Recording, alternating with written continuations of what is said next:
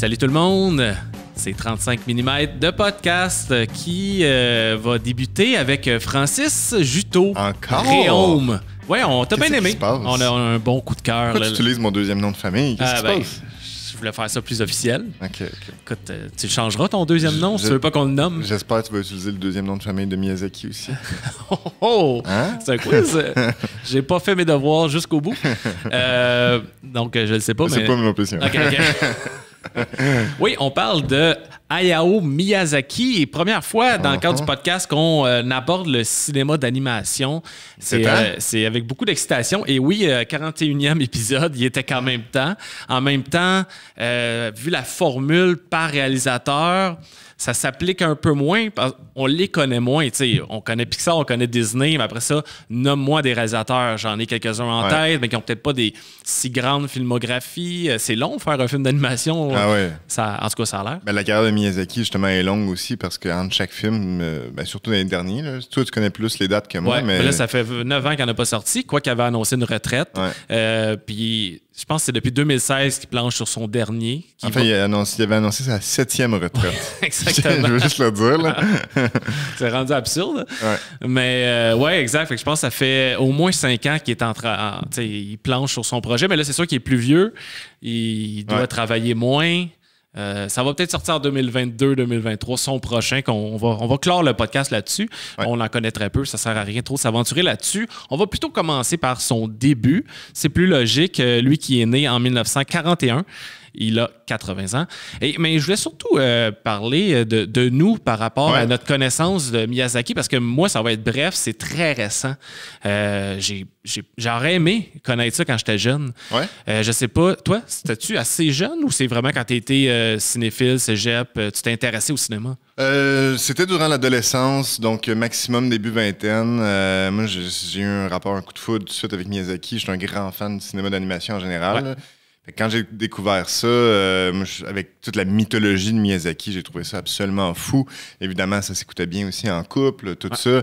Puis je trouvais que les films étaient très complexes. Les histoires, les personnages, honnêtement, c'était différent de ce que j'avais vu auparavant. Puis je me suis dit, hey, ça va être agréable de les regarder à nouveau, même s'il y en a que j'ai vu plusieurs fois pour le podcast. Puis honnêtement, je n'étais pas prête pour la ride parce que en écoutant encore plus des documentaires sur Miyazaki, l'homme, et etc., en arrière de tout ça, je me souvenais pas à quel point c'était politique quand même comme cinéma. C'était souvent sanglant, violent et parfois extrêmement triste aussi. Là, oui, vraiment. C'est pas... Même s'il se fait appeler le Walt Disney japonais, là, et qu'il déteste ça, ça n'a rien à voir. Non, pas vraiment, non. Ça a plus à voir avec l'ampleur de son talent puis de son legs au cinéma d'animation, mais après ça, une œuvre, tu peux pas les comparer. Puis si on n'a pas connu ça étant jeune, je pense que c'est aussi que c'était pas tellement, dans les années 90... c'était pas tant distribué en Amérique du Nord. Ça a pris du temps. Je pense à partir de Mononoke ou Kiki, ça a comme commencé. Ouais. Là, il y a eu des doublages anglophones par Disney, puis sûrement français par la suite.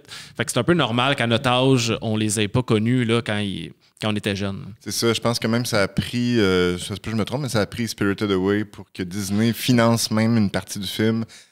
Pendant la production pour avoir les droits de distribution, etc. Ouais. Mais oui, mais à part le côté flamboyant, coloré, etc., qui peut... Qui saute aux yeux, mais effectivement, c'est infiniment plus complexe que le cadre vraiment rigide de Disney. Là, oui, définitivement. Moi, le premier que j'ai vu, je pense que c'est ton préféré, Howl's Moving Castle. À cause que c'était ton préféré, je me disais, ça sera ma porte d'entrée. Puis on parle d'il y a à peine 2 ans. Fait qu'il y en a beaucoup que j'ai vu pour la première fois tout récemment pour le podcast. Donc, moi aussi, je me suis claqué plusieurs de suite. Puis... c'est éprouvant, autant que c'est bon, que ça te reste en tête, ça te fait réfléchir, que ça t'amène dans plein d'émotions. C'est pas léger comme n'importe quel autre film d'animation. Il y en a certains qui sont un peu plus accessibles de tous les âges, mais t'en as d'autres que tu dis, et ça c'est vraiment pour adultes, adultes avertis même, là, parce que... Mais pourtant, le Ghibli, c'est tellement que le studio Ghibli qui a confondé, donc avec Suzuki, si je me trompe pas, entre autres, son mini-producteur, entre autres. Et un autre animateur, je pense. Un autre réalisateur, c'est ça. Les films sont courus, tu sais, c'est des phénomènes là-bas, puis les enfants vont les voir, puis les enfants ont couru pour aller voir, incluant le dernier, Wind Rises, qui était pas vraiment pour enfants non plus, là, dans son propos. Fantastique, là. Ben non, c'est ça. Il y a des éléments qui sont là, mais c'est ça. Fait que Miyazaki, c'est une icône là-bas, c'est une star.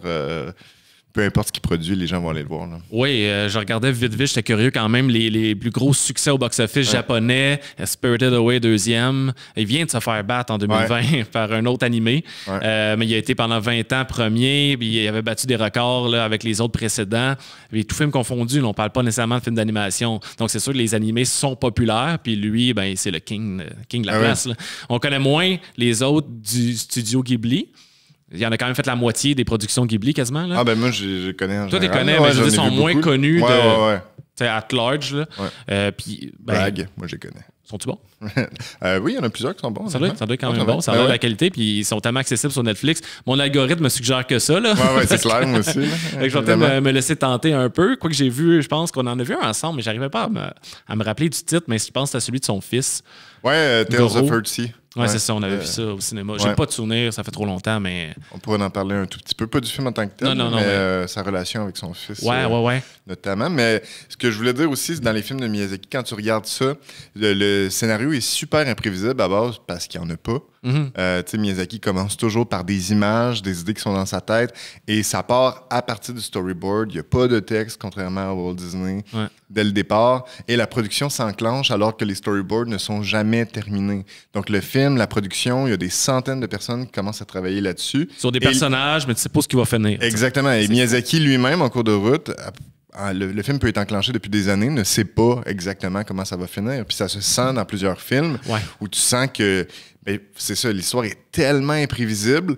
Puis parfois, c'est pour le pire aussi. Ça arrive, selon moi, là, on peut moins accrocher à la tournure des événements là-dedans, mais c'est incroyable que lui soit capable de faire ça. Rien que c'est une gosse, comme il dit lui-même. C'est tellement long que je pense que quand tu as quand même le temps de... C'est pas comme un tournage en live action, là, mais oui, quand même, ça se sent. Il y a quand même tout de même s'il y en a certains qui sont un petit peu moins... à la hauteur, ça reste une très bonne moyenne au bâton. Là, de 11 films, là, il y en a, j'avais noté qu'il y en a 4 qui sont dans le top 250 IMDb. C'est pas une référence en soi, mais en Amérique du Nord, quand tu te rends là, surtout un film asiatique d'animation, c'est quand même vraiment surprenant. Puis tous les prix, les mentions qu'il a gagnées, puis les gens qui vouent un culte, là, c'est assez impressionnant. J'ose pas imaginer en Orient que ça a l'air. Ben non, c'est ça. Puis même aujourd'hui, on va faire de mieux, mais il y a beaucoup de choses qui nous échappent de ça. Là, la culture japonaise, on n'est pas spécialisé là-dedans, moi puis toi. Fait que on va parler de Miyazaki, mais avec notre regard occidental malgré tout. Tout à fait. Mais quand même, oui, en fait, il y a un culte là-dessus parce que lui, il est obsédé par le travail. Là. Lui, il ne fait que ça. C'est un des réalisateurs comme Woody Allen qui va crever en faisant un film. Là. Assurément, c'est pas pour rien qu'il est sorti cette fois de sa retraite. Puis, tu sais, il s'implique dans tous les dessins. Il essaie de les déléguer, mais il est celui qui va travailler le premier arrivé au bureau, dernier parti. Puis c'est comme le vieux monsieur comme attachant, mais grumpy, tu sais, qui est là dans ce bureau. On voit tout le temps souriant dans les photos, mais... Oui, exact, mais il l'a déjà dit. J'ai écouté un documentaire qui s'appelle 10 Years with Miyazaki. Je l'ai écouté, entre autres, où est-ce qu'un cinéaste le suit pendant 10 ans avec juste une cam à épaule. Ça, c'est-tu pendant Wind Rises? Avant? C'est au début de la production de Ponyo jusqu'à la sortie de Wind Rises. OK. Que ça se passe. Parfait. Ça doit être mi-2000 à mi-2010. Sensiblement, là, en tout cas. Peu importe, mais là, il suit, puis là, ils ont accepté Ghibli, tu sais, qu'il se fasse suivre, etc. Puis honnêtement, il est pas du monde des fois, là, mais il est vraiment pas du monde. Des fois, il est tanné, il est genre, arrête de me filmer, t'es un mauvais réalisateur, tu comprends pas que je veux être tout seul, va-t'en. Puis là, à un moment donné, il dit, moi, je suis grumpy, puis c'est pas socialement acceptable, faut que je me mette un sourire dans la face, mais je suis pas de même. Puis, tu sais, mettons, il va dire des trucs comme tu sais, quand il était jeune, lui, sa mère est devenue vite malade, son père, il travaillait dans les avions, d'où son amour pour l'aviation. Puis il va dire, je sentais que j'étais tellement faible physiquement, j'étais tellement incompétent que je sentais que j'aurais pas dû venir au monde. Puis quand j'ai découvert l'animation puis un talent, je me suis dit, je vais essayer de divertir les gens puis d'être utile puis de faire sentir qu'ils ont une place dans le monde. Mais il porte cette tristesse-là constamment dans lui. Il va se consacrer justement à comme un fou au travail, comme un fou quitte à devenir justement une icône du Japon, mais un mauvais père et un mauvais mari de ce qu'on en sait. T'sais. La relation avec son fils, je n'avais entendu parler. Là. Puis qui fait le même métier que lui, c'est quand même surprenant là, que ça marche pas. Là. Mais Miyazaki, il est pas content que son fils fasse le même métier que lui. Non, pas en tout. On peut en parler parce que ça... par les studios Ghibli, ça? Oui. OK. Qui appartient. Il aurait pu refuser. Exact, mais bon, je sais pas à quel point. C'est juste que, écoute, l'histoire, parce que c'est super intéressant pour ouvrir. Son fils, il a pas vraiment connu son père, tellement son père était absent. Il a grandi en écoutant les films de son père.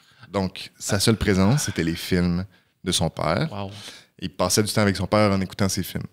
Mais son père était pas là. Mais non. Et là, il s'est mis à vouloir en faire lui aussi. Et son père, il a dit non, tu seras pas capable, t'as pas ce qu'il faut. Fait qu'il voulait pas, il l'encourageait pas là-dedans. Fait qu'à un moment donné, finalement, son fils, il est parti en construction pour s'éloigner un peu de tout ça. Puis les studios Ghibli l'ont approché en disant, tu veux-tu être l'architecte qui construit le musée Ghibli? On aimerait ça que ce soit toi. Puis là, il a fait le musée. Puis pendant ce temps-là, le producteur, il disait, on est en train de travailler sur un prochain film qui serait Tales of Earthsea, tu sais. Mais on est pogné un peu. Toi, tu l'aimes full, ce roman-là. Ton père me l'a dit. T'as-tu des idées? Puis là, il a commencé à shooter des idées puis à faire des dessins puis tout. Puis le producteur Suzuki a fini par dire, ben, tu le veux-tu? Tant qu'à faire, tu veux-tu réaliser? Et son père, Miyazaki, Hayao, était en colère contre le producteur. Apparemment, il voulait pas qu'il se lance là-dedans. Et après ça, Hayao ignorait son fils au studio. Souvent, même s'il se ramassait producteur, quand son fils dessinait des dessins, il allait les arracher du mur en disant « c'est pas bon, c'est pas assez beau, tu peux pas mettre ça dans un film. » C'est un bully, là. Son fils, il cachait ses storyboards pour pas que son père les voie parce qu'il voulait pas là-dessus que son père leur critique. À la première du film, Hayao est sorti du film tellement il dit c'est intolérable, je suis pas capable de regarder ce film-là. Il est allé fumer dehors.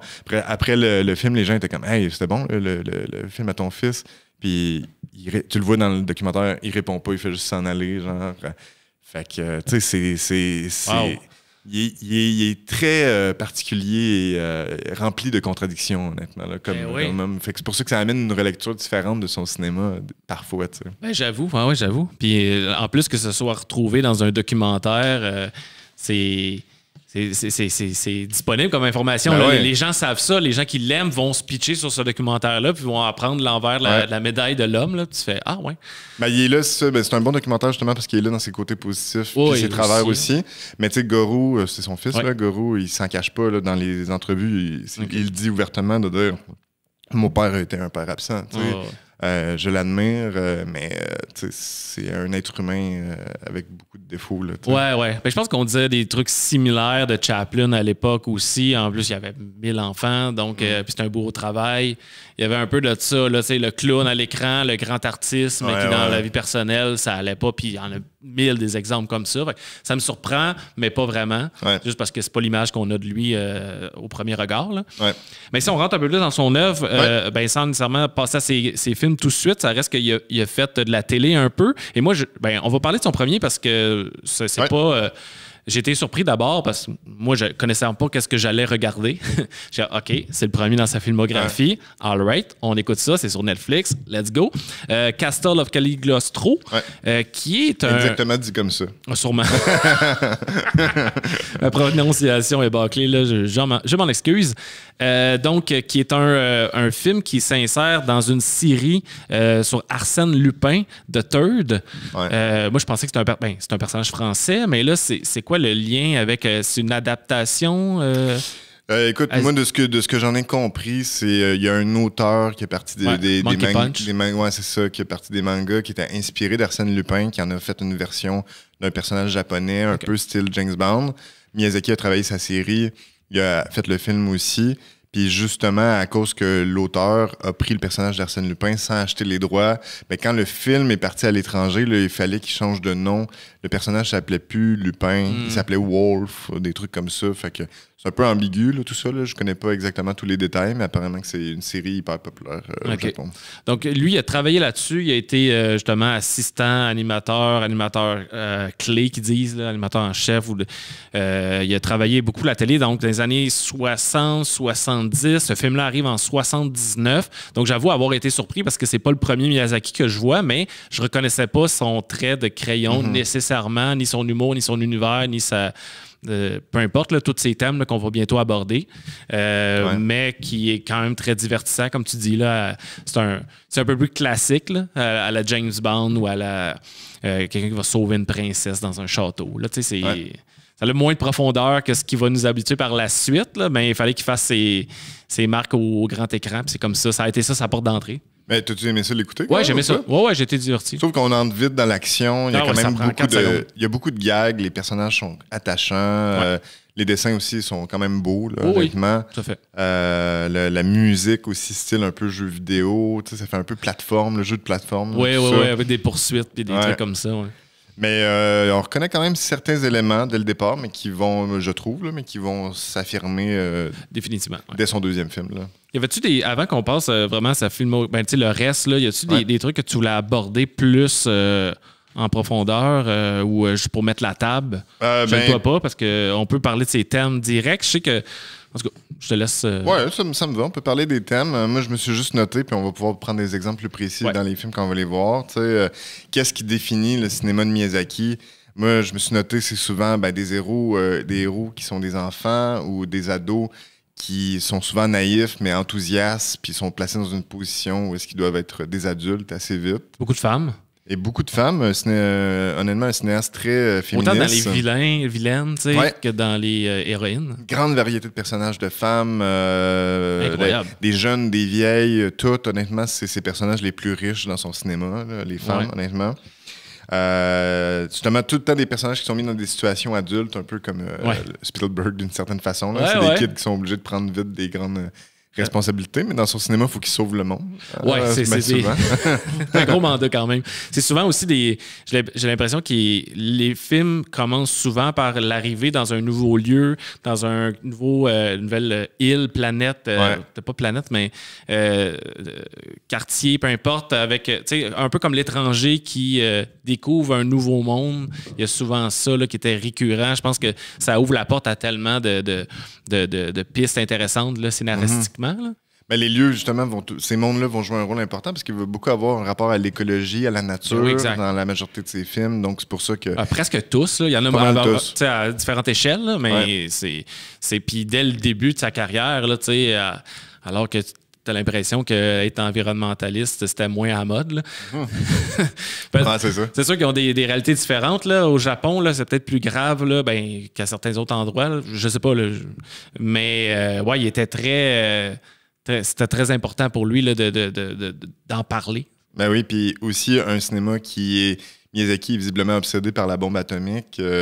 La guerre est présente. Des avions qui larguent des bombes à tout bout de champ, des pays fictifs qui s'affrontent dans des guerres constamment. Et peux-tu croire, j'avais oublié, en fait, j'avais même pas pensé. En réécoutant ça, là, je me suis dit, Miyazaki est le cinéaste de l'aviation. Je me suis pas rendu compte que dans tous ses films, c'est des avions, des machines volantes. C'est son amour pour l'aviation qui est là partout. Il n'y a pas un film que c'est pas là, au moins un minimum. Là, exact. Même, j'essaie de penser, parce que le plus récent que j'ai écouté, c'est ce matin, Pogno, qui se passe dans l'eau beaucoup, mais il me semble qu'il y a des trucs aériens quand même. Il me semble que oui aussi. Puis, tu sais, même dans, mettons, Totoro, qu'il n'y en a pas théoriquement, le petit garçon, il bâtit des avions pendant. Tu sais, juste des petits détails comme ça pendant ce temps-là. Ben, c'est ça. Donc, son père qui il y avait une compagnie, Miyazaki's Airplane. Donc, manufacturier de pièces d'avion pour la guerre, la Deuxième Guerre mondiale. On s'entend que, on fait le lien assez vite là, de cette passion-là, mais qui est très anti-guerre, il est pacifique. Il va souvent se prononcer contre la guerre en Irak, d'ailleurs, qui a forgé un peu aussi Howl's Moving Castle par la suite. Là. Mais donc, c'est l'aviation, même s'il représente souvent les avions de guerre, c'est pas le message qu'il envoie, là, c'est justement la critique qu'il en fait. Là. Mais on voit souvent des personnages qui sont passionnés par ça, qui, avec The Wind Rises, sont plus récents, que c'est quasiment biographique là, sur un personnage qui a existé. Donc, c'est tout le temps là. Ça m'a flashé, moi aussi, en revoyant ça. Là. J'attendais le moment dans les films que j'avais jamais vus, ou que c'était pas... Porco Rosso, je m'en doutais, mais mettons n'importe... Kiki's Delivery Service, que j'avais aucune idée c'est quoi ce film-là. OK, c'est une sorcière qui est sur un balai. Un balai, oui. Mais même le nom, j'ai appris ça, le nom de Ghibli, ça vient d'une pièce de moteur ou de quelque chose comme ça, là, donc d'avion. Ah, c'est écrit aussi sur un moteur. Dans Porco Rosso, il apparaît, puis ça a un lien avec ça. C'est pas exactement comme la marque du moteur en tant que tel, mais ça a un lien avec l'aviation aussi, le nom Ghibli. Ghibli, on l'a dit vite, c'est quand même connu, mais c'est ça, c'est le studio de production qu'il a cofondé en 85. Donc, et son premier film, c'est Castle in the Sky, qui était produit. C'est le premier film de Studio Ghibli. Okay. Donc, Miyazaki, c'était déjà son troisième, mais c'est le premier qui a été produit par les studios Ghibli. Okay. Je pensais que c'était un Nausicaa. Ouais. Non, c'est un Nausicaa qui a été fait comme quasiment en même temps, mais à ce jour, je pense que j'en ai compté 22 ou 23 films des studios Ghibli. Donc, il y en a presque la moitié. C'est pas mal les mêmes artisans. Là, quand tu regardes la liste des producteurs, scénaristes, réalisateurs, là, tu vois, c'est une gang assez tissée serrée. Oui, puis même s'il y a des difficultés financières, justement, les réalisateurs comme Miyazaki continuent de travailler jusqu'à 90 ans sur leurs films. Là, même, justement, Takahata, je pense, le cofondateur, il a fait le Princesse Kaguya en même temps que Wind Rises encore. Puis je pense qu'il avait 85 ans aussi là, quand il l'a fait. Là.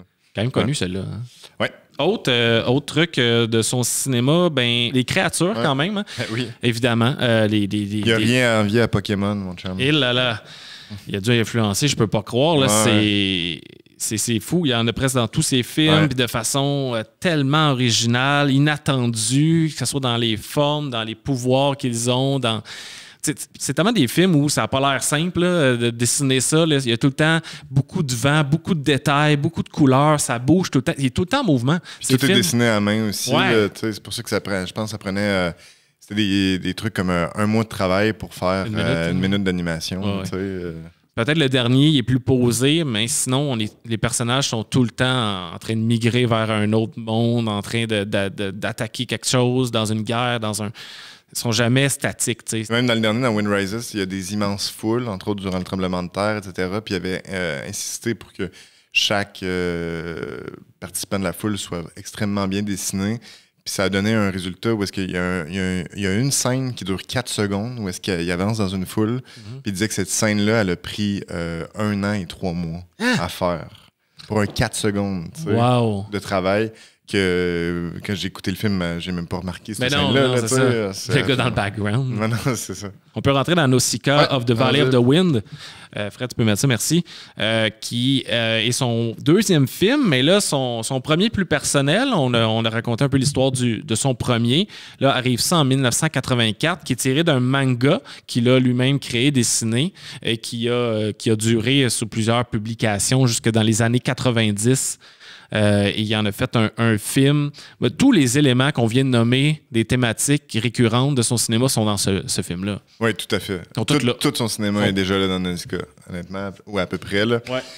Mais ce qui était fou, c'est qu'il avait proposé ce film-là, puis il a été fait refuser. Les studios disaient on aime mieux adapter des mangas. Fait qu'il a créé le manga pour pouvoir l'adapter tout de suite après. Ah ouais, pas fou le gars. Ah, pas plus fait. Non, mais écoute, c'est déjà là, on s'entend, c'est... en fait, à la base, c'est peut-être son film qui est le plus une fable écologique de tous ces films, avec déjà des thématiques plus adultes, propos beaucoup plus sérieux. Ça tourne beaucoup autour de la mort, beaucoup de sang là-dedans. Tu sais, dès le départ, je me souviens pas exactement s'il y en a dans lui en tant que tel, mais il y a des enfants qui se font tirer d'en face dans ces films.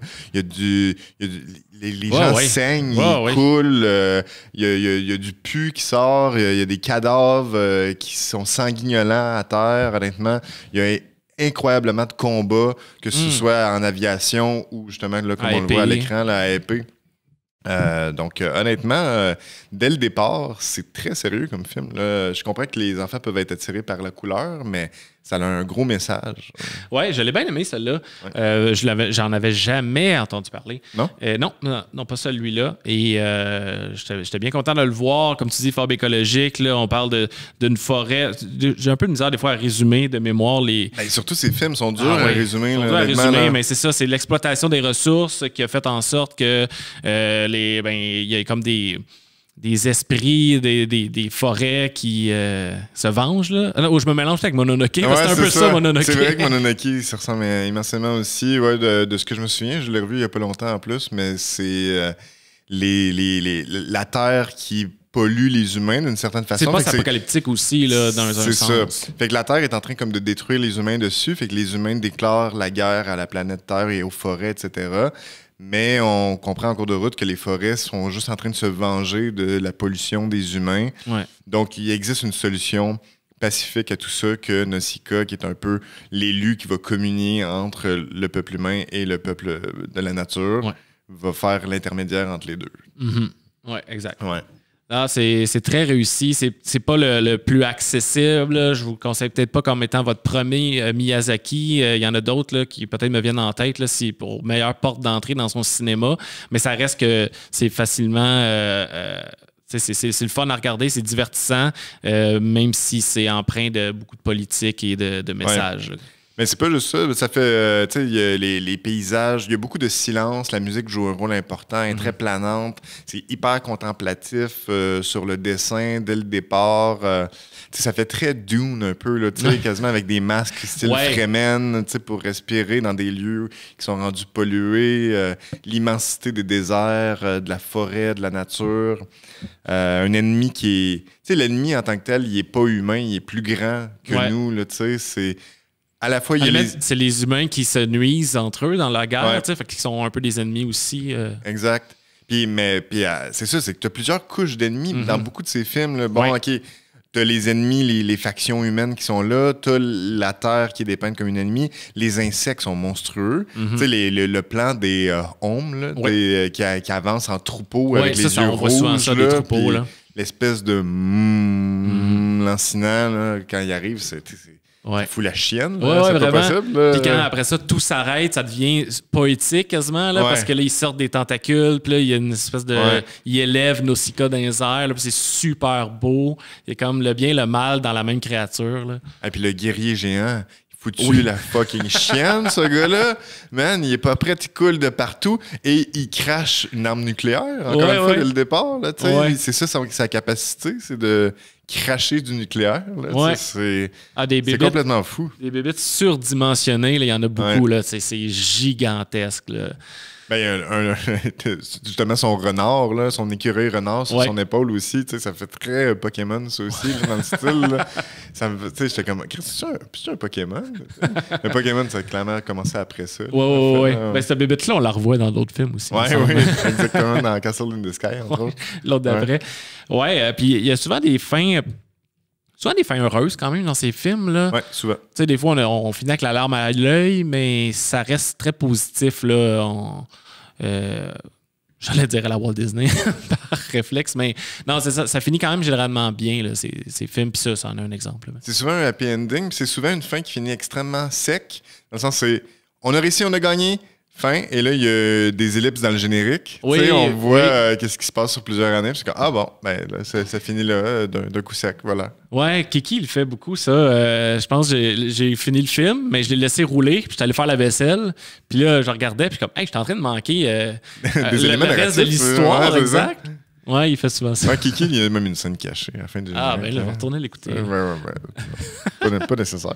Mais c'est ça, c'est un rapport qui est quand même complexe, là, pour finir sur Nausicaa. Là, dans ces films, c'est qui le méchant? C'est qui le méchant là-dedans? Puis dans celui-là, ça l'illustre bien. Là. Ouais. On peut parler de Castle in the Sky, même si on ne l'a pas en extrait, on peut laisser ça rouler là, derrière. Parce qu'il est peut-être moins majeur, il est quand même très connu comme film, je pense. En tout cas, moi, je le connaissais d'emblée, mais c'est aussi, je voulais parler de la portion steampunk. Exact. Puis qu'on voit déjà aussi avec les masques, comme tu disais, l'aviation et tout, mais avec les pirates de l'air dans Castle in the Sky, c'est encore plus présent. Puis là, il y en a qui disent que c'était comme un point tournant dans le mouvement, c'était plus la modernisation. Des trucs qui ont sorti là-dessus, comme qui étaient très importants pour le mouvement steampunk. Là. Mais le steampunk est hyper important dans son cinéma. Là, puis ça, c'est effectivement, on le voit bien dans la Castle in the Sky, qu'il y a un décalage de la technologie, là, des machines, des avions hyper avancés, mais on est dans une technologie de révolution industrielle au sol, avec encore du charbon, puis le monde communique par code Morse, par télégraphe ou quoi que ce soit. Donc, oui, tout est là. Puis encore là, on retrouve encore les machines volantes, les guns, les avions, les insectes, la violence, les pays fictifs qui s'affrontent, la fable écologique. Oui, exactement. Tout est là. Tout est là dans celui-là aussi. Et justement, c'est dans lui que le personnage principal se fait tirer dans la face avec un gun. puis il saigne, il commence à saigner. Puis j'étais comme Carpenter peut aller se rhabiller, là, tu sais. Ah oui, mon anecdote. Ouais, effectivement. Quoi que c'était après, par contre, mais ouais, c'est violent. On va y aller avec My Neighbor Totoro. 1988, l'année de ma naissance. Totoro! Moi, je pense que c'est le plus accessible, le plus... moi, ça serait ma suggestion. Si vous ne connaissez pas Miyazaki, commencez par celui-là. C'est un film qui est devenu culte aussi, celui-là. Là. Mais tu vois, moi, c'est un film que j'apprécie un peu moins regarder. C'est vraiment plus lent dans son cinéma. Ça marque une cassure, là, vraiment. Là, il retourne à un cinéma un peu plus, beaucoup plus intime, là, comparé aux autres. Il n'y a pas de guerre entre les contrées, il n'y a pas 1000 personnages. Il dit souvent que le Japon est en conflit entre sa tradition et sa modernité. Parce que dans son histoire, tu as eu les samouraïs, tu as eu ces codes-là, ces cultes-là. Puis avec le temps, le Japon, c'est hyper développé, est devenu un leader capitaliste, obsédé par le travail, avec ses gratte-ciels, avec Tokyo, etc. Donc, rapidement, en l'espace de peu de temps, c'est passé d'un pays surtout rural, ancré dans des vieilles traditions, à un pays hyper moderne. Fait que c'est comme si la transition s'était faite de passer de façon douce.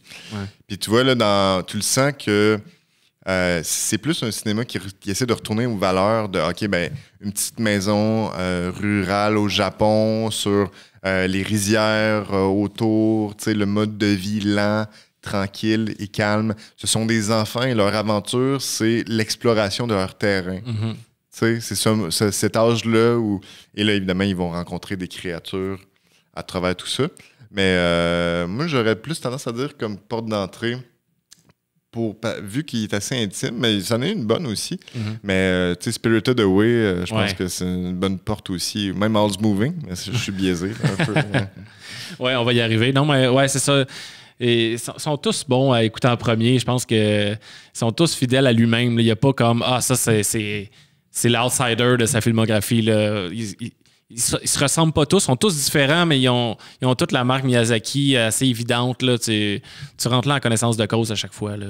Ouais, puis lui, il a un ton effectivement plus bon enfant, avec les créatures qui sont là, qui sont comiques à travers tout ça. Non seulement Totoro, mais le chat autobus, qui est incroyable aussi. On le voit passer, là. Il est même à la limite un peu terrifiant avec les rats qui font les yeux des rats qui font les lumières en arrière. Tout ça. Mais même malgré tout, tu dis, OK, c'est super bon enfant. Mais là, tu regardes, la mère des filles, elle a la tuberculose, comme la mère de Miyazaki, à l'hôpital. Elle n'est pas là, elle est malade, on ne sait pas ce qui va arriver. Le père est pratiquement monoparental, presque dans la façon dont il est en train de les élever. Puis eux essayent de se divertir et de survivre à travers tout ça par soit leur imagination ou la rencontre de ce monde incroyablement fantastique. Ouais, on dirait que, comme tu dis, c'est plus intime, mais c'est aussi plus en lien avec plus près de Hayao. Ce film-là, étant donné sa mère aussi a été malade, je pense qu'il a mis enceinte 2 sœurs. J'avais lu en quelque part que s'il avait mis enceinte 2 frères, comme lui un frère, ça aurait été peut-être trop difficile à faire. Là, il se détachait un moindrement. Mais peut-être que ça ressemblait à ça, son enfant, justement, là, être guidé par son imagination. Étant donné que sa mère était malade, son père était plutôt absent. Exact. Si lui-même s'est réfugié dans les mangas, puis dans l'animation. Puis Totoro, incroyable succès, mais même le personnage de Totoro, non seulement dans les produits dérivés, mais c'est devenu la mascotte de Ghibli. Ouais. La musique au début de Totoro, c'est devenu la chanson thème de Ghibli. Okay. C'est devenu le Mickey Mouse du studio Ghibli. Ouais. À un point tel où est-ce que par la suite, Miyazaki, ça va dire que Totoro est devenu son ennemi juré parce qu'il va vouloir essayer de topper ça en termes de succès, mais les gens vont souvent y dire « Non, mais pourquoi tu refais pas Totoro? Fais quelque chose comme Totoro. » Puis là, il va « Je l'ai déjà fait. Chez moi, je veux faire autre chose. » Il croyait, justement, c'est pour ça qu'il n'aimait pas ça se faire appeler Disney, c'est qu'il voulait jamais essayer de refaire la même affaire. Il voulait que l'histoire soit toujours encore, comme on l'a dit, imprévisible, puis qu'elle aille ailleurs. Puis il était comme, laissez-moi tranquille avec Totoro, je veux plus m'entendre parler, je veux faire d'autres choses. Ouais, Kiki's Delivery Service, qu'on n'a pas en image, mais qu'on peut glisser un mot, parce que toi, tu l'as détesté, mais...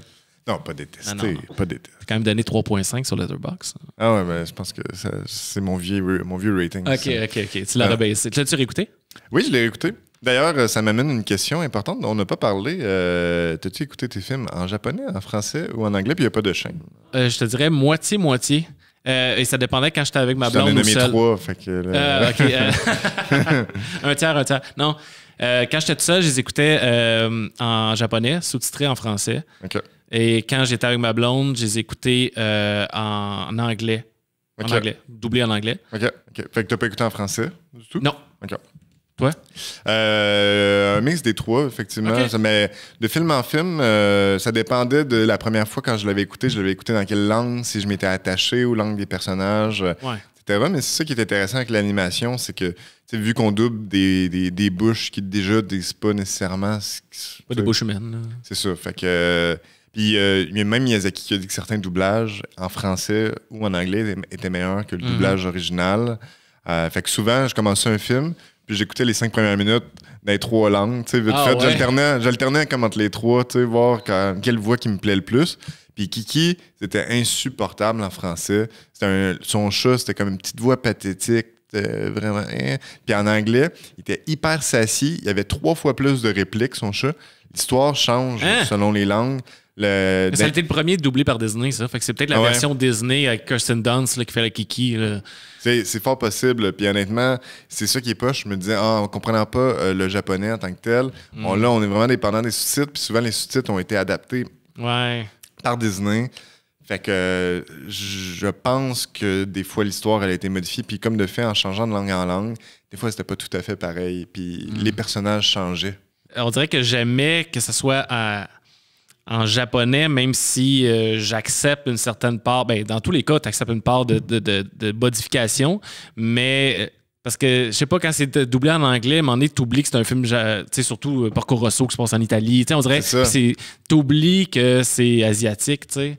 Ben, c'est pour ça que, mettons, dans ses premiers films, surtout, on dirait qu'il n'avait pas tendance à assumer le côté japonais de la chose. Il était dans un côté plus international qui était permis par l'animation.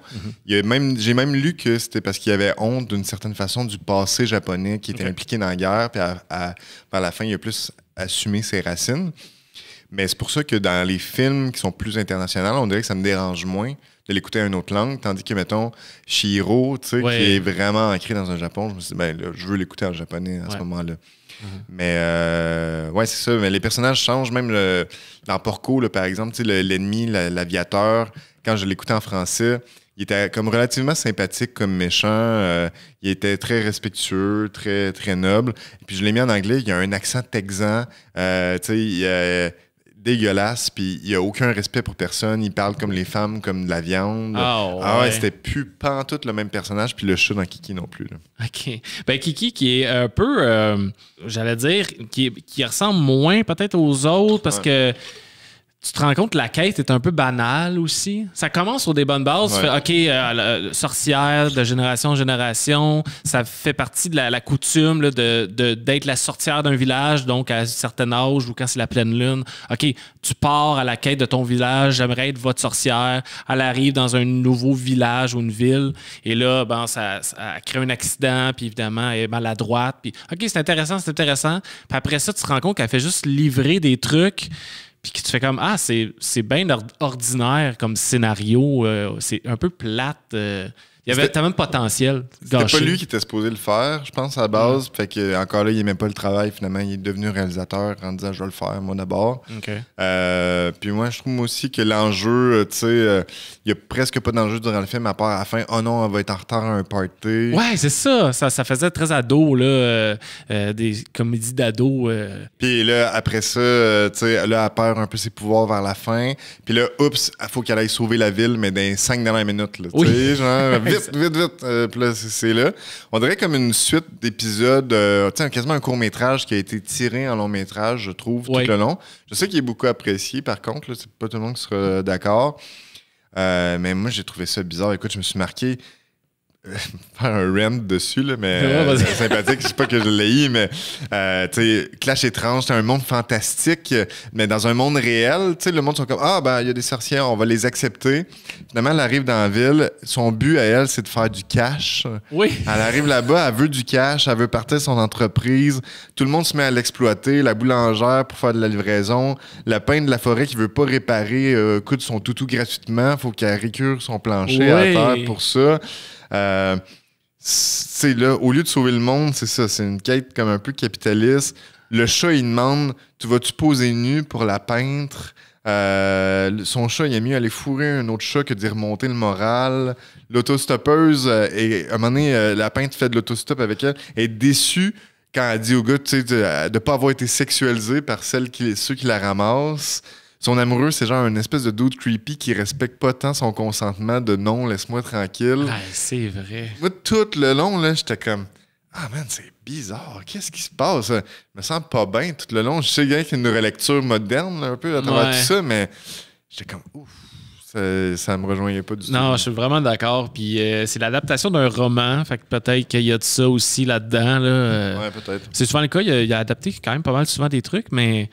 Ouais, on peut passer dessus. Ah, puis il y a eu un live action en 2014, ça vous intéresse? Ah, ouais. Mais je sais que l'auteur ou l'autrice du roman était pas d'accord avec le film, puis finalement, elle a été convaincue par Ghibli on va le sortir quand même, mais elle a pas aimé le film. OK, bon. Alors, on va passer à Porco Rosso, qui, lui, pas mal meilleur. Ah oui? Un ode au cinéma aussi, des années 40, quand même. Je trouve ça incroyable. Moi, je te dirais qu'entre Howl's Moving et Porco Rosso, des fois, j'hésite à savoir quel est mon préféré. Comment tu l'as trouvé, toi? Tu l'as écouté l'année dernière, en te doutant pas que c'était un de mes préférés, d'ailleurs? Non, exact. Je l'ai. On dirait tout de suite après. C'est plus par après qui a fait une impression en moi parce que j'ai eu du fun tout le long. Puis je me suis dit, c'est peut-être le plus comique aussi de ces films ou le plus sans être slapstick, mais tu sais, les pirates de l'air puis tout ça. Ils sont hilarants. C'est beaucoup ça joue beaucoup là-dessus. Puis ça restait de même. Je trouvais ça bon. Puis en préparant l'émission, en regardant des trucs, puis on dirait que je remarquais plus toutes les. Une scène au cinéma, mais tu sais, toutes les références à Casablanca aussi. Exact. Fait que là, j'étais comme. Ça, je l'avais remarqué dans ma première écoute, mais ça l'a fait du chemin, on dirait. Puis je serais curieux de le revoir éventuellement. C'est comme l'histoire de ce pilote de l'air transformé en cochon pour des raisons qu'on ne comprend pas trop. C'est pas important. Qui se ramasse impliqué dans des guerres autour de la mer Adriatique, non? Et puis, c'est pas mal un anti-héros dans le sens que c'est un film qui reprend les thèmes un peu du film noir, un peu du western. Le personnage, il dit tout le temps, il est pas là parce qu'il y a un idéal, c'est un marginal de côté. À la limite, il dit, engagez-moi pour des contrats, genre je m'en fous moi de vos valeurs, mais au fond, tu le vois bien que c'est pas vrai, qu'il care beaucoup. Il est un peu bourru, un peu sexiste. C'est la petite fille qui va réparer mon avion. Hein, qu'est-ce qu'elle a dans le ventre, elle, finalement. Ça prend un autre tourneur comme relation. Là. Puis, c'est étrange parce que Miyazaki, dans un des documentaires, il a dit j'ai été foolish de faire ce film-là parce que j'ai fait un film pour adultes, mais qui était pour enfants. C'est comme s'il ne savait pas à qui s'adresser. J'étais comme. C'est pas mal tous tes films, ça, Yao. C'est curieux, mais la différence principale, ce qu'il va y avoir là-dedans, c'est un des seuls films qui n'a pas d'happy ending aussi. Là, ça finit mal.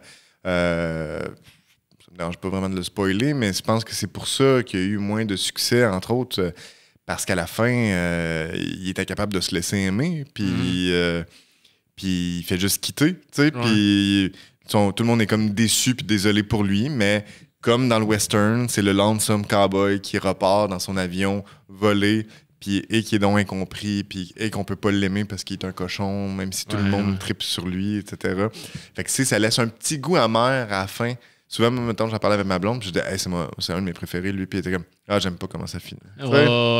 Moi, c'est pas à cause que c'est pas un happy ending, mais que le genre de duel se termine au point. Je trouvais ça comme banal un peu. Là, on va juste se fesser d'en face. Ça m'avait un peu déplu comme fin. comme dénouement là, de ce duel-là qui aurait pu être bien plus intéressant dans les airs ou avec une quelconque façon comme Miyazaki capable de nous habituer. Ben exact, c'est ça, c'est que ça finit sur une espèce d'élan de violence quand même est intense, la bataille. Gratuite aussi. Puis là, c'est ça finit sec, ça finit plate. Ouais. Alors que dans tout le film, on l'a dit, les pirates, ils me font penser un peu aux méchants dans Astérix. Là, c'est des cons incapables qui se font tout le temps péter la gueule. Le début, avec... Ils prennent les fillettes en otage. Les fillettes sont ingérables dans leur avion. Eux autres, ils se trouvent ça bien drôle. Les fillettes sont partout. Ils leur tirent les cheveux.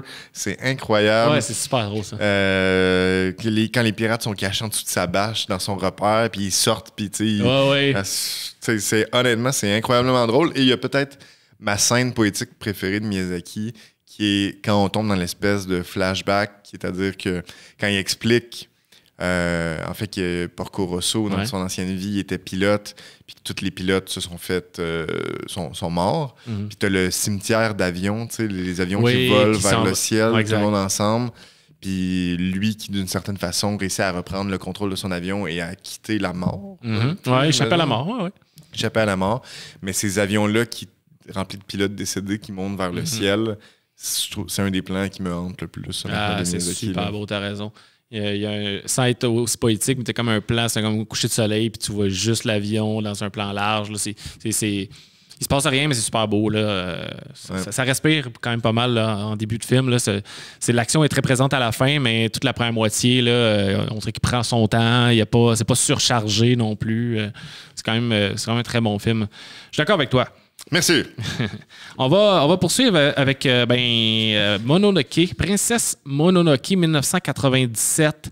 Je m'étais écrit, mais je me suis mis un point d'interrogation, mais est-ce que ça serait le début de son âge d'or? Ben oui. Je pense définitivement. Hein? Ben, il va faire ses 2 plus gros films back-à-back.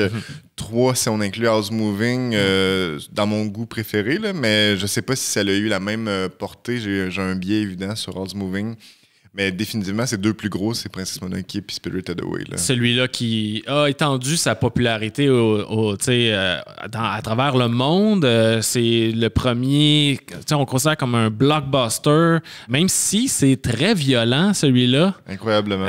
On reprend beaucoup. Bon, on parlait de Nausicaa, ça ressemble quasiment dans le scénario, mais très violent avec des anti-héros où tu sais pas trop comment positionné, parce que Mononoke, elle n'est pas nécessairement le personnage principal, mais tu sais, es-tu fine, es-tu méchante? Il y a différents paliers là, de bien et de mal. Moi, je l'aime beaucoup, celui-là. J'ai vraiment eu du fun à le réécouter. Je le trouve plus complexe aussi, mais quand même accessible et divertissant. Là.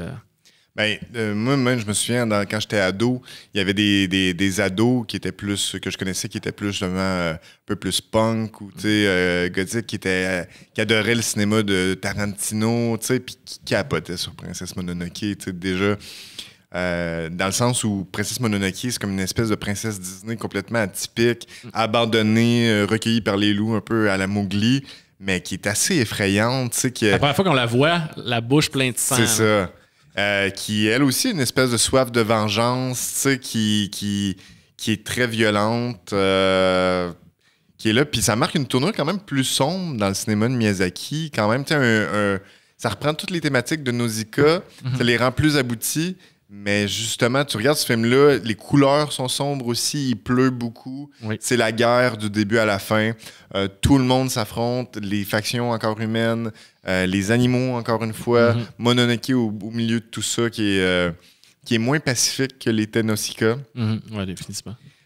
Puis des personnages incroyablement complexes. Là. Tout le monde là-dedans, leur motivation, c'est jamais blanc ou noir, c'est très gris. C'est pour ça que je trouve lui aussi est dur à résumer parce que chaque personnage a ses propres motivations.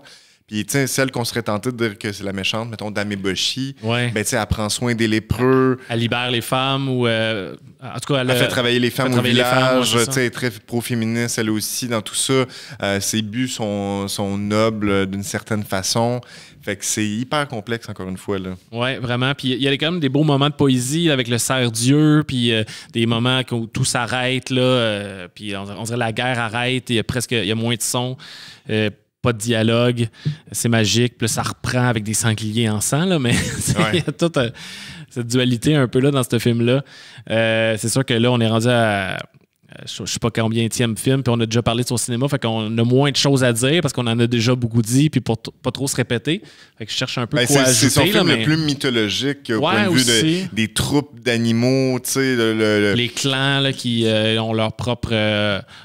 qui obéissent eux-mêmes à l'esprit de la forêt, qui est incroyablement sauté de la façon dont c'est dessiné aussi. Là, il est si freak, là. Oui. C'est l'esprit de la nature qui veille sur le monde avec un équilibre fragile. Tous ces animaux-là, les petits sylvains aussi, là, les petites têtes blanches qui... Des sylvains, en plus. Ouais, les sylvains. J'en connais une couple de weird. Sylvains, puis, c'est ça. Il serait difficile à résumer malgré tout parce que je l'avais lu, Miyazaki, qui avait dit que selon lui, les storylines qui sont logiques, il sacrifie la créativité du film. Puis lui, il cherchait à briser les conventions narratives de plus en plus. Puis il disait, les enfants, ils n'ont pas besoin, ils n'opèrent pas selon la logique de toute façon. Ouais, pas fou. Fait que tu sais, tu regardes ce film-là, tu te dirais, je sais pas si je laisserais moquer de regarder ça, mais pourtant, tellement d'enfants ont grandi avec les films de Miyazaki. Et il a gardé la réputation d'un réalisateur, c'est de l'animation, c'est bon enfant. C'est particulier. Oui, même avec des films de même, exact. Puis avec le prochain, Spirited Away, qui, là, sont plus connus, sont plus grands box-office, l'Oscar du film d'animation, premier Oscar, 29e dans le top IMDb. Il y a beaucoup de mythologie aussi, là. J'ai l'impression que c'est inspiré du folklore bouddhiste, à ce que j'ai compris, mais avec des bébites, des esprits qui sont durs à comprendre, d'où qu'ils sortent, c'est quoi qu'ils veulent, qu'est-ce qu'ils font là. C'est plus un Alice in Wonderland ou un Wizard of Oz là, comme film, là, évidemment, là, un gros trip d'acide là, pour enfants. Tu sais, si on met l'histoire, ça commence très vite encore une fois. Ils déménagent dans une nouvelle ville, une famille, une fille avec ses 2 parents. Ils arrivent dans un tunnel, ils arrivent dans une espèce de parc abandonné qu'ils découvrent. Et finalement, le parc se révèle comme hanté par des esprits la nuit et elle va se ramasser à devoir travailler dans une espèce de bain japonais. Ouais. Et donc, sa quête ultime va être de sortir de là, mais aussi de laver des clients. Mm-hmm. Mais moi, j'avais moins aimé ça lors de ma première écoute, puis je me demandais pourquoi, tu sais. Okay. Puis en réécoutant, j'ai adoré, honnêtement, j'ai vraiment adoré. Puis je pense que j'ai plus identifié pourquoi, c'est que là où Porco Rosso réutilisait les codes du film noir puis du western qui m'accrochaient déjà, Spirited Away, je trouve qu'il réutilise dès le départ beaucoup de codes empruntés à l'horreur. Ouais. Qui n'était pas un genre qui m'attirait beaucoup quand j'étais plus jeune. Mais dès le départ, on arrive dans le tunnel, dans le village fantôme, les parents qui sont coupables de gloutonnerie, qui commencent à bouffer, qui se transforment tout de suite en cochons absolument dégueulasses, qui vont être bouffés par la sorcière. Les esprits hantés autour dans la ville sont terrifiants. Dès le départ, il y a une scène où faut qu'elle marche sur un pont en retenant son souffle. On retient comme littéralement notre souffle avec elle. Le personnage comme du sans-visage qui est là, qui va devenir gargantuesque avec le temps. Ouais. Fait qu'en tant que spectateur, moi, j'avais de la difficulté à me dire « Ah ouais, mais c'est pas feel good pantoute, là. Ça me fait sentir très angoissé. » Puis en le réécoutant aujourd'hui, là, j'ai vraiment... On le voit, le gars d'un fournaise qui est une araignée humaine. Là, Puis aujourd'hui, en ayant plus un amour pour le cinéma d'horreur qui s'est développé avec le temps, là, je me suis dit « Ah, ben c'est du génie. » C'est du génie de mettre les deux ensemble. Ouais, puis t'as le côté comme là, justement, là, le petit... comme le studio Ghibli, un petit Totoro, là, je sais pas trop. T'as ce petit côté-là qui est comme juste un mini sidekick, mais un soupçon de trucs plus drôle, plus sympathique. Les petites bébites là, aussi là, noires, là, les petites boules qui s'en vont picher des roches au feu, là, des pierres. Il y a des personnages qui sont... Mais les personnages sont hilarants de la façon dont ils sont dessinés là-dedans. Ouais, aussi. C'est l'inventivité de les têtes qui sautent une par-dessus l'autre, les grenouilles qui sont assistants dans le bain. Toutes les créatures, le bonhomme dans l'ascenseur qui est gros, sont toutes comiques. De par leur image. Là. Un excellent travail de dessin, honnêtement. C'est très varié, exact. C'est pas comme quelle race appartient à quelle race, c'est juste comme, c'est plusieurs, c'est très hétérogène. C'est comme une mixité de styles dans le même film. Là. Et contrairement à Mononoke, c'est hyper coloré. C'est des couleurs qui sont hyper claires du début à la fin. Puis c'est son film le plus japonais aussi, j'ai l'impression. Moi aussi, j'ai l'impression. Il a dit qu'il a fait ce film-là, entre autres, pour informer la jeunesse de la richesse des traditions, dans le sens que, tu vois, elle arrive, est une jeune fille un peu angoissée, pas sûre d'elle-même. Puis plus ça va, plus elle s'ancre dans la tradition japonaise des bains, de tout ça que je ne connais pas beaucoup. Non plus. Mais elle porte un kimono. À partir de là, elle devient de plus en plus assumée dans ses racines, dans sa recherche. Et aussi, très intéressant, vu que le Japon, on l'a dit tantôt, et Miyazaki sont obsédés par le travail. Ouais. Sa seule façon de survivre, c'est de travailler. Ouais, la seule règle de la méchante, c'est curieusement qu'elle ne peut pas tuer personne qui demande de travailler pour elle. Donc, sa seule façon de survivre, c'est le travail. Elle se lance comme une folle dans le travail pour de laver les clients à la maison des bains. Puis curieusement, contrairement à Kiki, je trouve que ça fonctionne très bien. On est comme, oh mon Dieu, comment qu'elle va laver le prochain client? C'est des clients... Ouais. C'est grandiose, là, cette scène-là là, du lavage. Là, puis les quelques pistes environnementalistes du film sont moins nombreuses, mais justement, là, il renferme toute la pollution des eaux en lui. Là, fait que là, c'est gigantesque qu'il va sortir de lui après l'avoir lavé. Fait que c'est drôle, c'est intelligent, c'est impressionnant en même temps. L'impression d'être dans un rêve pendant tout un film, moi, ça me fascine toujours. Je pense que c'est pour ça que ça m'a plu dès le début. Oui, puis tout à fait. Puis à la fin, bon, il y a un happy ending. Puis tu sais, les parents, ils ont comme pas conscience que du temps a passé. Là. Pour eux, c'était vraiment juste comme un... Même pour elle, c'est comme un mauvais rêve. Puis tu finis par te dire, est-ce que c'est arrivé? Tout ça, même elle. Puis là, oups, évidemment, il y a une petite affaire. Peut-être que c'était vrai. Exact. Je suppose que ça met le doute quand même. Il y a beaucoup il y a un retour du comique à la fin avec les petits bonhommes que tu as dit, là, justement, là, qui sont là à un tel point où des fois c'est déconcentrant, même, je trouve. Ils sont en train d'expliquer des plot twists narratifs, puis on est en train de les regarder faire des cabrioles. De surlever l'autre, là, parce que... Il y a comme une scène où est-ce que comme une des méchantes est en train d'expliquer de quoi de super important, mais hors cadre, donc on doit lire les sous-titres, mais la caméra est comme fixée sur les deux qui niaisent entre eux, puis qui mangent des cochonneries, puis qui se battent. Puis là, t'es comme, je sais plus s'il faut que je regarde l'image, je lis les sous-titres. Là, mais non, c'est magnifique, honnêtement. Quelle imagination dans ce film-là. J'ai gagné à le redécouvrir, puis c'est celui que j'ai le plus hâte de réécouter à nouveau après tout ça. Ouais. Ah ouais, vraiment. Très bon. Et maintenant, ton préféré, en tout cas ce jour... Oz Moving Castle en 2004, qui est lui aussi librement inspiré d'un roman par une autrice anglaise. C'est le préféré de Miyazaki, selon lui, dans ce que j'ai lu, mais tu confirmes. Donc, il est très fier de celui-là. Moi, je le répète, c'est le premier que j'ai vu. J'ai vraiment trippé. Je connaissais pas son univers du tout. Puis juste à voir les premières images de ce château ambulant-là, c'est assez... Tu vois tout de suite jusqu'où il peut aller dans son inventivité. Toute la richesse de son univers est là, même s'il revient d'un Spirited Away qui est comme mur à mur vraiment intense. Lui, il est tout aussi original, même s'il est moins saturé là, de personnages et de divertissement. Là. Ouais, mais dès le départ, les premiers plans, on voit ce château-là qui est un peu dégueulasse, mais qui est splendide en même temps. Juste le château en tant que tel, il est tellement mêlant. Comme c'est magnifique et affreux. Ouais. Mais dans un paysage comme inspiré de la Suisse. Puis je trouve que c'est la meilleure musique de tous les films de Miyazaki. On n'a pas parlé de sa collaboration avec, je pense que c'est Joe Hisaichi, quelque chose comme ça. Ah ouais, ça a été le même? Le même pour à peu près tous ses films, sauf le premier, à Cagliostro. Je pense que pour le reste, c'est tout le temps le même compositeur qui était là, si je ne me trompe pas. Et la principale force de ce film-là, moi je le trouve, si dans Spirited Away, les personnages étaient les mieux dessinés, les plus comiques juste par leur forme, je trouve que dans Oz Moving Castle, c'est de loin les personnages les plus forts et les plus attachants au point de vue de leur écriture, de ce qu'ils sont, de leur psychologie. Sophie, à partir du moment où elle devient vieille, et la vieille grand-maman attachante qui veut le positif dans tout. Ouais, exact. Ça, c'est parfait. Puis qui est hyper baveuse en même temps. Calcifère, peut-être mon personnage préféré de tous les Miyazaki. Le démon qui devient un feu là-dedans, puis qui est hyper... orgueilleux, qui aime ça se laisser nourrir de compliments et qui... Moi, j'aime ça l'écouter... j'aime en français puis en anglais, celui-là. Okay. En anglais, c'est Billy Crystal. Ouais.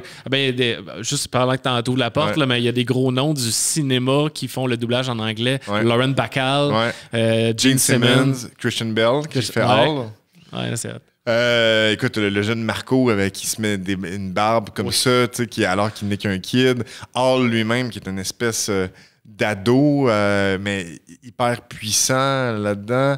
La sorcière des Landes. Qui devient ultra laide. Qui au début est terrifiante, élégante, un mélange de Cruella et Ursula mis ensemble. Puis finalement, elle devient impotente, elle fait comme une vieille madame dans un hospice, mais hyper attachante aussi, et dangereuse à sa façon. Oui, exact. Écoute, même le chien de Suleiman, puis Madame Suleiman, enfin, tous les personnages sont incroyables. Moi, je les voyais arriver, puis lui, je pense que c'est la 10e fois que je le voyais au plus, puis j'étais comme... Tous les personnages sont tellement forts et je pense que c'est ça qui a fait en sorte que je me suis aussi attaché à ce film-là. Ouais, puis de jouer sur plusieurs univers là, avec La Porte qui... une des meilleures idées de Miyazaki. C'est super. Là, ben oui, pour expliquer, La Porte, t'as comme 4 options, puis quand tu ouvres la porte, tu vas sortir dans un univers différent. Ouais. Ça, c'est super, bien joué. Tu vois le château qui se défait au fil du film, mais qui à la fin va reprendre son envol. Cette fois-ci, il va aller dans les airs. Bon, évidemment, Miyazaki. Encore aussi très steampunk dans son... Exactement. Les villages, il y a des villages très arriérés, industriels, mais la technologie et la magie sont là. Des machines volantes, un pays imaginaire, la guerre plus que jamais. Un discours très pacifique, les Halls qui jouent donc des magiciens dans plusieurs villes qui refusent de s'impliquer dans la guerre, qui cherchent une façon de faire en sorte que les gens arrêtent de se taper dessus. Mais lui-même est un héros hyper immature. Si on comprend bien, dans le fond, la sorcière des Landes est après lui parce qu'il l'a comme ghosté d'une certaine façon. La jalousie. Qu'il y avait eu une date ensemble, puis après, il l'avait pu... C'est juste pour ça qu'elle s'en prend à Sophie, là. C'est ça, exactement. Elle n'a rien fait, t'as rien demandé, là. Puis, tu sais, lui-même est une espèce d'ado hyper puissant qui se transforme toujours en une espèce de créature qui met sa santé en péril puis qui retourne quand même à se transformer là-dedans. Même le démon calcifère qui lui-même est immature, lui dit t'es immature. Il y a une belle complexité des personnages honnêtement là-dedans, puis c'est un magnifique film anti-guerre. Ouais, puis ça parle de la vieillesse, c'est beau aussi, la manière que ça en parle, ça parle de l'amour, ça parle de... Ouais, il est très positif, celui-là quand même. Ben, c'est ça, c'est vrai, tu mets le doigt là-dessus. Mais je ne dirais pas qu'il est heureux, c'est un film qui est joyeux nécessairement, mais il est positif dans sa vision du monde, là, on pourrait dire ça. J'aurais tendance à dire même c'est un des plus positifs, en tout cas qui inspire beaucoup de joie, même si justement vers la fin, il y a des bouts plus sombres avec la guerre, avec Hall qui est là en train de se battre contre les créatures et les avions qui lâchent des bombes. Mais écoute, la première heure... je trouve que la première heure qui expose tout ce monde-là puis ces personnages-là, c'est la meilleure heure dans le cinéma de Miyazaki. Wow! C'est gros, mais je suis quand même d'accord. On va y aller avec... parce que là, le temps file. Petit mot sur Ponyo, qui n'est pas un mauvais film, qui est très sympathique. Je l'ai vu en dernier. C'est comme un poisson humain qui se lie d'amitié avec un enfant, si ont le même âge quand elle devient une humaine, et qui est poursuivi par son père, on pourrait dire, qui lui vit dans l'eau, et sa mère qui est comme une espèce d'ange aussi de l'océan. Il y a des trucs, on dirait que j'ai encore plus de misère à l'expliquer. C'est bon. Ouais, mais qui n'est pas compliqué nécessairement. Il est super facile à apprécier, même quand il y a visiblement des trucs de scénario qui m'ont échappé, mais je l'ai aimé pareil.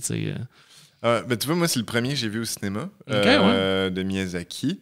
Puis, je me souviens avoir été déçu parce que, justement, on dirait que j'étais prêt à de quoi de Still House Moving Castle. J'étais prêt à... Je m'attendais à cette recette-là, à de quoi comme Mononoke ou House Moving Spirited Away. Puis, on est retourné à un récit beaucoup plus enfantin.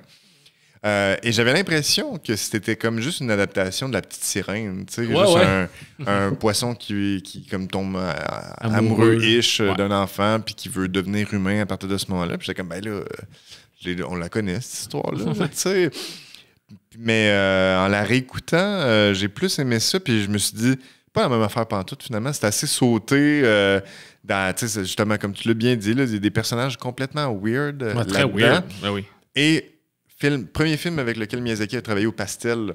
Ah, OK. Donc, le plus coloré de tous ces films. Ben oui. Assurément. Mais dès le début, moi, en le réécoutant, j'étais comme c'est magnifique dans l'eau au départ avec toutes les jellyfish, une impression quasiment un peu science-fiction. Le personnage, son père weird, qui est comme on dirait un personnage de Tim Burton, tu sais. Puis qui est pas si méchant que ça, finalement. Non. C'est un peu la fin qui m'a comme dérouté. On dirait que je l'ai moins comprise, toute cette fin-là, avec les vieilles qui sont dans une bulle dans l'eau. Puis là, t'as la mère de Pogno qui discute avec la mère du fils. Puis tout finit bien, finalement, on dirait en claquant des doigts. J'étais comme, j'ai visiblement manqué quelque chose parce qu'on dirait tout est beau, tout est réglé. En tout cas, je comprends. Puis je suis d'accord. Moi, je te dirais, en le réécoutant, j'ai plus apprécié les qualités plastiques. Je trouve que les vagues, de la façon dont ils sont dessinés, qui essayent de venir recapturer Pogno. C'est beau, ça. Ben oui. Je suis pas un pro en art graphique, tu le quittes, mais moi, ça me rappelait de la grande vague de Kanagawa. Le tableau, ça me rappelait, on dirait une tempête marine dessinée par Dali puis Van Gogh ensemble. Honnêtement, je me suis vraiment arrêté aux textures dans ce film-là. Puis c'est peut-être son film le mieux dessiné ou le mieux animé, j'ai l'impression.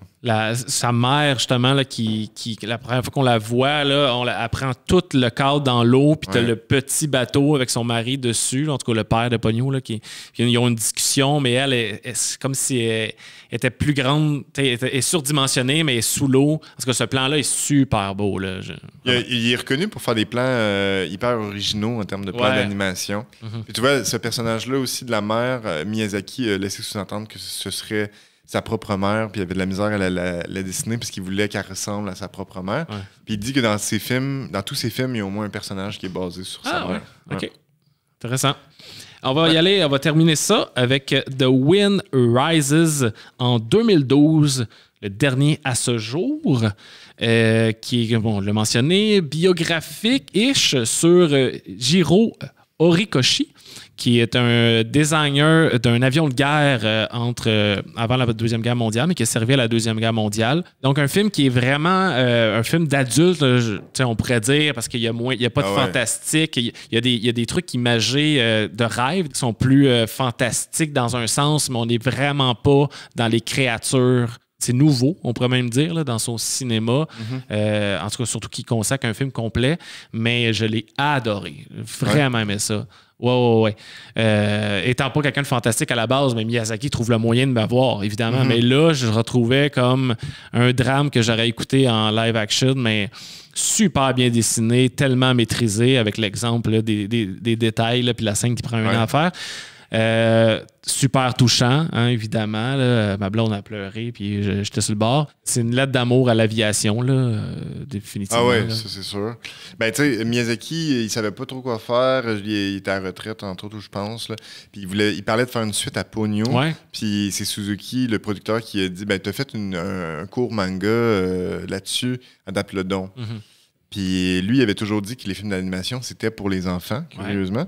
Et là, il arrive avec un film qui est définitivement pour les adultes et qui va être aussi son film le plus personnel, puisqu'il va beaucoup parler de Miyazaki aussi en tant que tel, de son rapport au travail, à l'aviation. C'est un film pour lui, là, tu sais. Oui. Et c'est un film qui est dur, je trouve, qui n'est pas évident à regarder sur beaucoup de plans. Moi, en le regardant la première fois, je m'attendais évidemment pas à ça, tu sais. Puis je l'ai réécouté, puis je trouve qu'il est magnifique, mais il est pas évident, puis je suis très ambigu sur certains points, malgré tout. Mais oui, c'est sa lettre d'amour à l'aviation, son fantasme de l'aviation, son idéalisme de l'aviation qui devrait être purement esthétique. Qui ne sert pas à la guerre. Exactement, alors que, bon, évidemment, c'est ça qui va arriver. Les gouvernements, s'ils financent des avions, ça va être pour porter des bombes. L'histoire d'amour, même si elle arrive tardivement, puis c'est pas ça qui prend toute la place, c'est quand même crève-cœur aussi. Il y a un lien avec ce qui est arrivé à sa mère. Là, le personnage de sa mère, on le devine là-dedans. Parce que ça parle de la tuberculose. Oui, c'est ça. Ben, moi, je te dirais, mon principal bémol, c'est par rapport à l'histoire d'amour. Écoute, parce que ça commence beau, mais plus ça va... Tu sais, Miyazaki, qui lui-même a sacrifié sa relation amoureuse pour se consacrer au travail, mais le personnage, c'est ça qu'il fait aussi dans le film, dans le sens que la valeur du travail est plus importante que celle de la famille. Tu sais. Il y a un personnage qui dit, pour se donner à fond au travail, il faut un foyer. En disant, une fois que tu as un foyer, tu peux l'abandonner pour aller travailler. Ce qui est complètement... C'est fou selon nos valeurs d'aujourd'hui. Puis c'est vraiment l'incarnation d'un Japon qui est pogné dans le travail parce qu'au lieu de prendre soin de sa femme qui est malade, il va même la tirer d'une certaine façon en dehors de son sanatorium en disant il faut que je travaille. Fait que viens m'attendre à la maison. Au lieu d'aller peut-être guérir, viens mourir à la maison juste pour que je puisse te voir un peu le soir quand je rentre du travail parce que je suis occupé à faire mon avion. Et puis, tu sais, quand ils disent tout le temps c'est beau de vivre, ils disent ça en français, même dans la version japonaise. Mais dans le fond, c'est pas mal, c'est beau de travailler parce que ces gens-là, ils vivent pas vraiment, sont tout le temps obsédés par le travail. Puis il y a même une scène qui me fendu le cœur, mais pour les mauvaises raisons, quand sa femme est en train de crever à la maison, lui, il rentre de travail, il dit « Hey, il faut que je finisse mes plans d'avion pendant qu'elle est là. » Elle regarde travailler. Là. Et là, elle est comme « rapproche-toi de moi, s'il te plaît. » Là, il rapproche sa table d'elle. Je suis pas sûr que c'est ça qu'elle voulait dire. Correct. Mais là, il tient sa main pendant qu'il continue de dessiner. Et là, il est comme, hey, je vais lâcher ta main 2 secondes pour fumer ma clope, s'il te plaît. Puis il est comme, non, lâche-la pas. C'est correct, tu peux fumer en dedans. Et là, il fume à côté d'elle. La fille, elle mourant le plus de poumons. Elle a 2% de poumons. Fucking hell. Puis toi, tu vas fumer à côté d'elle parce que t'es pas capable de te passer de ta clope. Puis il faut que tu finisses ton plan d'avion à côté. Tu vas la tuer, man. Genre, tu sais, moi, je regardais ça avec ma blonde. Puis c'est sûr, c'était avec un regard d'aujourd'hui. Mais j'étais comme, c'est pas cute, là. Non. Puis on dirait que ça venait de teinter ça, de dire pauvre femme qui est dans l'abnégation totale de je vais me laisser mourir pour que mon mari puisse faire son avion. Et à la fin, elle s'en va littéralement crever loin. Mais la manière que c'est exposé, c'était touchant. On la voit comme disparaître, mais je pense qu'il y a peut-être dans ce que tu viens de dire la raison pourquoi j'ai pas été investi pleinement dans cette émotion-là, parce que on la voit pas, elle nous est pas assez présentée, on s'attache pas assez, même si elle est pas dans un bon état, là, quasiment de A à Z, là, à part au tout début. Ça m'a rejoint moins, alors que ça aurait été un beau potentiel là, pour avoir de quoi de très émouvant. Il y a tellement des films où il a parlé de l'amour, là, il en parle, mais comme tu dis, là, juste sur le side, là, c'est pas... mais il a été honnête avec lui-même, là, en vertu de ce qu'on a dit en début de podcast. Ben c'est ça, je trouve que c'est une histoire d'amour dans laquelle on s'attache peu personnellement, tu sais, que je trouve peu investi. Les 2 personnages, on s'attache peu en tant que tel à eux, tu sais. Moi, je trouve que le bout avec les avions, c'est absolument magnifique, c'est incroyable, mais cette histoire-là, je sens plus d'amour entre les sœurs dans Totoro que dans ce couple-là, tu sais. Puis je sais que c'est pas tout le monde qui seront d'accord avec ça, mais c'est là que moi, j'ai été plus investi dans les scènes de rêve aussi. Elles sont magnifiques. Magnifiques, où est-ce qu'il est en train de parler avec un ingénieur italien qu'il n'a pas connu. Et aussi le tremblement de terre, où est-ce que son animation fantastique, elle revient à travers ça, un tremblement de terre dévastateur pour la ville de Tokyo et qui est monstrueux, là, il est guttural, tu te demandes qu'est-ce qui est en train de se passer, y a-t-il des créatures qui sont en train d'attaquer la ville? Non, c'est un tremblement de terre et c'est incroyable comment c'est dessiné. Moi, c'est ça qui m'a plus plu que ce côté plus mièvre. Qui correspondait pas à ma vision personnelle que je me fais d'une relation saine. Non. Évidemment. Ça fait le tour. On va attendre son prochain dans quelques années. How Do You Live? Ouais, c'est ça. Ça s'appelait. Ça va s'appeler How Do You Live. Dédié à son petit-fils. Hein? OK. Imagine, même pas son fils. Ben oui, c'est ça. Ben de ce temps. Puis d'ailleurs, c'est ça. Il a dit je vais mourir bientôt, ça va être un leg pour mon petit-fils. Son fils a dit que, dans le fond, sa mère, la femme de Miyazaki, elle était comme, enfin, il est à retraite pour vrai. Là, j'espère qu'il va arrêter d'être frénétique puis qu'il va profiter de la vie. Il lâche pas, hein? Pas capable, il retourne. Sa femme, elle a comme accepté, OK, il va rester absent jusqu'au bout. Crève devant ta table d'animation, parce que c'est ça que tu peux faire. Fait que vas-y. Fait que, même Goro, en parlant encore de façon un peu aigre-douce, mais avec de l'admiration aussi de dire comme quel homme qui continue. Fait que moi, je m'attends un peu à un film style Wind Rises. Ouais, moi aussi, ouais. Mais peut-être un peu plus comique, peut-être, si c'est légué à son petit-fils. Ouais, plus pour le côté Totoro puis le côté Ponyo, là, un peu plus assumé, ouais. Moi, je trouve que Miyazaki, tu sais, qui disait « Ah, je sais pas si j'aurais bien fait de venir au monde. » Mais moi, malgré tout, je suis content qu'il soit venu au monde parce que c'est incroyable, son cinéma. Ce qui est juste ironique à travers tout ça, c'est que pendant que Miyazaki passe pas de temps en famille, ben nous, on passe du temps en famille devant ses films. Ouais, ça, c'est très surprenant. Ben, ouais, c'est la contradiction de l'artiste là, qui j'arrivais ici en me disant c'est tellement un artiste, ça n'a rien changé, son étoile n'a pas pâli avec ce qu'il vient de me dire. Là. Ça arrive souvent, mais je me disais que c'est un artiste tellement accompli d'une inventivité, d'une créativité sans borne qui a influencé tellement de générations, un art au complet, l'art de l'animation.